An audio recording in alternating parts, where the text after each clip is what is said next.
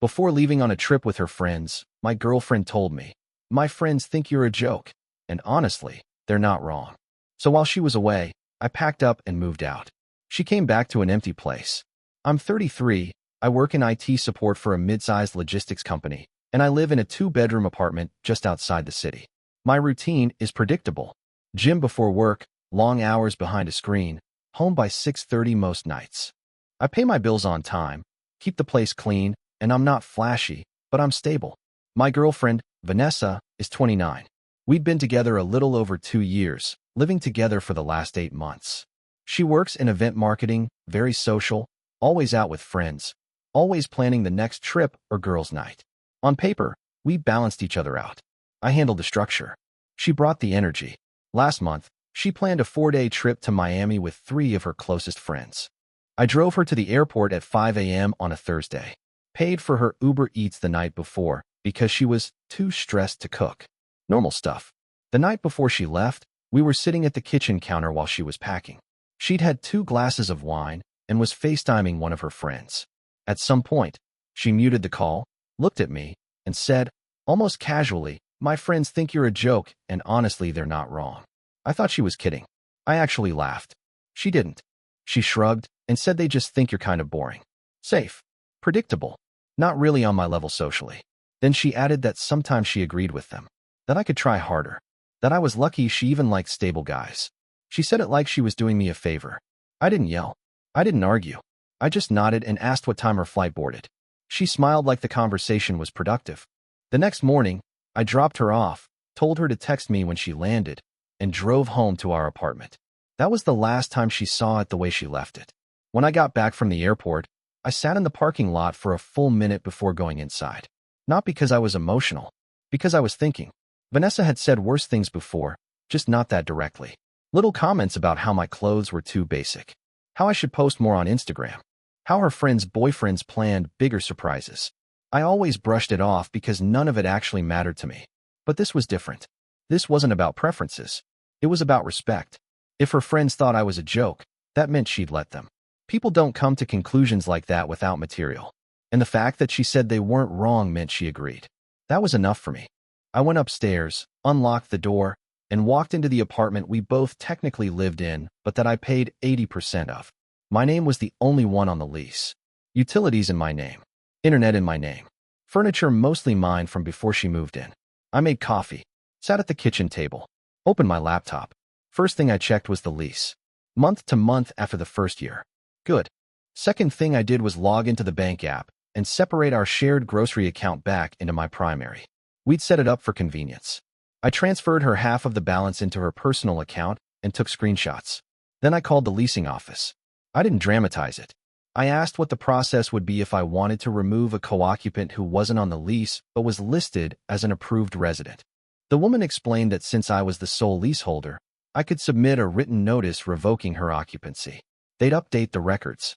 Simple. That was important. I wasn't going to do anything messy or illegal. No changing locks without notice. No tossing her stuff on the curb. I wanted it clean.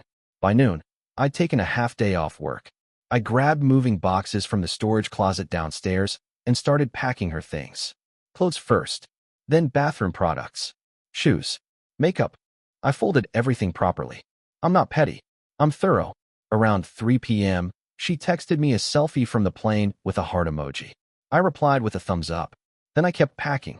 By the second day of her trip, the apartment looked staged. Not empty, just recalibrated. Anything that was mine was back in its original place. Anything that was hers was boxed, labeled, and stacked neatly against the wall of the second bedroom. I made a list. 6 medium boxes of clothes. 2 small boxes of cosmetics and bathroom stuff. 1 box of random decor she'd added. A suitcase she brought when she moved in.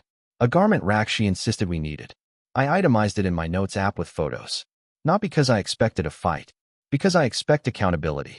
Thursday night, she sent me a video from a rooftop bar. Loud music. Neon lights. Her friends screaming in the background. The caption read, "Living my best life." One of the girls leaned into the camera and shouted something I couldn't fully hear, but I caught enough. Something about upgrading. Vanessa laughed. Didn't correct her. That was the final confirmation I needed.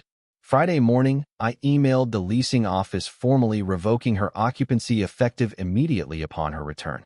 They replied within the hour confirming the update. I printed the email and put it in a folder with the lease copy. Then I called a buddy of mine, Marcus. Told him I might need help moving a few things to a storage unit temporarily. He didn't ask for drama details. Just said tell me when. Saturday, I rented a small climate-controlled storage unit 5 minutes away. Month to month. Cheap. Clean. I moved all her boxes there myself in 2 trips. Kept the key. I left only one thing in the apartment.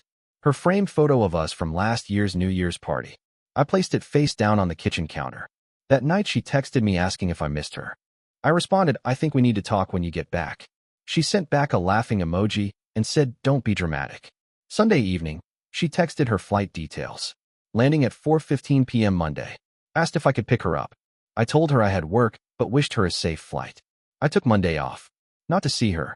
To finish what I started. Monday at 4:37 p.m., she texted me. Just landed. Baggage claim is insane. Where are you? I didn't respond. At 5:12 p.m., she called. I let it go to voicemail. At 5:19, another text. Are you seriously not picking me up? I was sitting on my couch, in a quiet, clean apartment that looked like it did before she moved in. No ring light in the corner. No pile of throw pillows that couldn't be used. No random Amazon packages stacked by the door. I finally replied at 5:30. You'll need to Uber. 3 dots appeared immediately. Why? I kept it simple. We need to talk when you get here. She sent back a long paragraph about how tired she was, how the trip was crazy, how this better not be about what she said because I was being too sensitive. At 6:08 p.m., I heard the elevator down the hall. At 6:11, my door unlocked. She walked in dragging her suitcase, sunburned, wearing oversized sunglasses like she was coming off a press tour. She stepped inside and stopped. The living room was different. Cleaner. Calmer. Where's my mirror? She asked first. Storage. What do you mean storage? I stood up from the couch. I wasn't angry. I wasn't pacing. I had already done all the thinking. Your stuff is packed.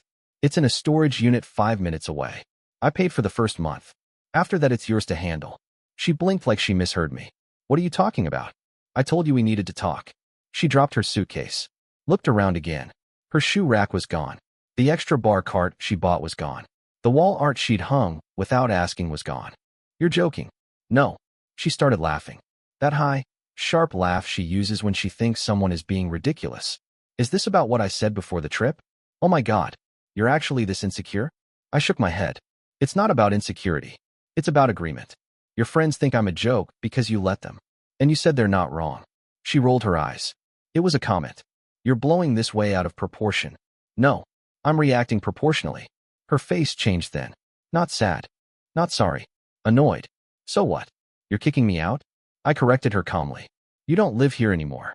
She stared at me like I'd just spoken another language. Don't live here anymore? She laughed again, but it sounded thinner this time. My clothes are here. Not anymore, I said. They're boxed. I have an inventory list and photos. You can pick them up tonight or tomorrow. I'll give you the storage key once you confirm everything's there. You're insane. No. I'm decisive. She stepped closer, lowering her voice like this was something she could smooth over with tone alone. You're seriously throwing away 2 years because I said my friends think you're boring? I corrected her again. Because you agreed with them. And because you're comfortable disrespecting me publicly. I never disrespected you publicly. You laughed when your friend said upgrade. Her mouth opened, then closed. That landed. That was a joke. Jokes are funny. That wasn't. She crossed her arms. So what? You want me to apologize? No. She blinked. No. No. I don't want an apology. I want alignment. And we don't have it. She started pacing. You're overreacting. Everyone talks about their relationships with their friends. That's normal. Talking is normal. Undermining isn't. She shook her head. You're just mad because you're not like their boyfriends. They're outgoing. They actually plan things. They're fun. Then you should date one of them. That stopped her. You don't mean that. I do. Silence stretched between us. Not dramatic. Just clear. She tried a different angle. So where am I supposed to go right now? That's not my responsibility. You were comfortable telling me, I'm lucky, you even like stable guys. So I'm confident you'll find something less boring. That one hit. Her eyes narrowed. You're being cold. I'm being consistent. She looked around again, maybe hoping I'd crack. Maybe waiting for me to say fine, let's just calm down. I didn't. After about 30 seconds, she grabbed her suitcase and headed for the door. "This isn't over," she said. "For me, it is." The door closed, and for the first time in 8 months, my apartment was quiet. I didn't block her immediately. That's something I see people do out of emotion. I wasn't emotional. I was finished. About 20 minutes after she left, my phone started lighting up. First texts. "Are you seriously doing this? You're embarrassing yourself. My friends were right about you." That last one was interesting. Then came the calls. I let them ring. Then voice messages. The first one was angry. She called me dramatic, insecure, small. The second one shifted tone. She said she didn't mean it like that. That I took it the wrong way. That I know how her friends are. By the third voicemail, she sounded different. Not softer. Just calculating. "You're going to regret this. You think you can just replace me?" That confirmed something important. This wasn't about us. It was about status. I sent one final message. "There's nothing to regret. Your belongings are secure. Let me know when you want the storage key." Then I muted the thread. An hour later, my phone rang again. Not her. Her friend Kayla. I let it go to voicemail. Then another call. Different number. Probably one of the Miami crew. I answered that one. It was Kayla anyway. "You're really going to throw Vanessa out over a comment?" I kept my tone even. She wasn't thrown out. She no longer lives in my apartment. "Oh my God, you're being so literal." It was a joke. We tease each other all the time. "You don't date me." She does. Silence. Kayla tried again. She's upset. She feels blindsided. I considered that. She had 4 days to reflect on what she said. She chose rooftop bars instead. Kayla exhaled sharply. "You're proving her point right now." If her point was that I won't tolerate being disrespected, then yes. There was nothing left to debate. After we hung up, I blocked all unknown numbers. Around 9 p.m., Vanessa texted one last time. "Where am I supposed to stay tonight?" I read it. Put the phone face down. That wasn't my problem anymore. Tuesday morning, I went back to work like nothing had happened. That's the part people don't expect. They think there's supposed to be some dramatic spiral. There wasn't. I had meetings. I handled tickets. I fixed a server issue that had been lingering for 2 days. Life continued. Around 10 a.m., Vanessa sent a single text. "Can we just talk like adults?" I replied during my lunch break. "We already did." She called immediately after that. I stepped outside to take it. Her tone was completely different now. Calm. Measured. "I didn't think you'd actually end things over that," she said. "That's the problem." "What is?" "You didn't think I would." She was quiet for a second. I was venting. My friends exaggerate. I exaggerate back. It's not that deep. It is that deep. You don't accidentally agree that your boyfriend is a joke. You're twisting it. No. I'm taking it at face value. She shifted tactics again. "You've been distant for months. You don't plan anything exciting. You don't post us. It feels like you're hiding me." I responded simply. "I don't perform my relationship for your friends. That's not performing. That's being proud of who you're with. I am proud of who I am. I don't need an audience." She exhaled sharply. "So that's it. You're just done?" "Yes." "Just like that?" "Not just like that." After consideration, she tried one last angle. "We lived together. We built a life. We shared space. That's different." Silence again. Then softer. "You're really not going to fight for this?" I answered honestly. "There's nothing to fight.